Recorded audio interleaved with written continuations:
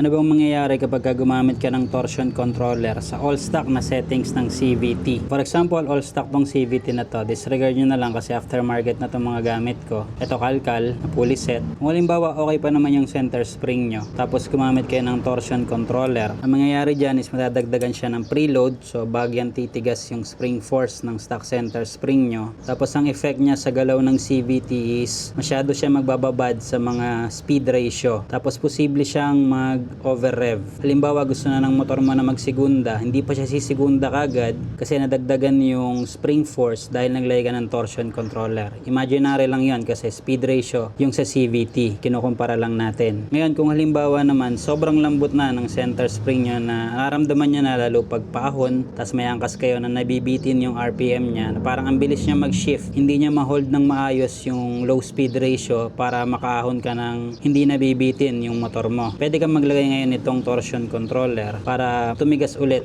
yung stock center spring mo. Pero ito kasi ang main purpose talaga nito para sa mga nagtutune ng CVT, mga naka-aftermarket or kalkal na pulley set, pati mga springs, iba na. Ginagamit to kapag may hinahanap ka na spring force na hindi mo makuha kapag yung spring lang. Pwede kang maglagay nito para makuha mo yung gusto mong spring force. At the same time, yung function niya na mapapakinabangan nyo din is mape-prevent niya yung pag-twist ng spring kapag sobrang high RPM na. Depende rin syempre sa coil rotation ng gamit na center spring. Ito kasi pagka napipiga na ganyan paloob, mas tumitigas. So ngayon, pag nilagyan ko nito dahil gumagalaw to na ganyan, nagiging linear na yung spring force niya habang napipiga tong center spring. Kapag naman yung pag ganun yung ikot, yung pakabila, habang napipiga yon, humihina yung spring force niya kasi parang papalabas. Kapag naglagay ka naman ng ganito, ayun, ganun din ang effect, magiging linear din yung spring force.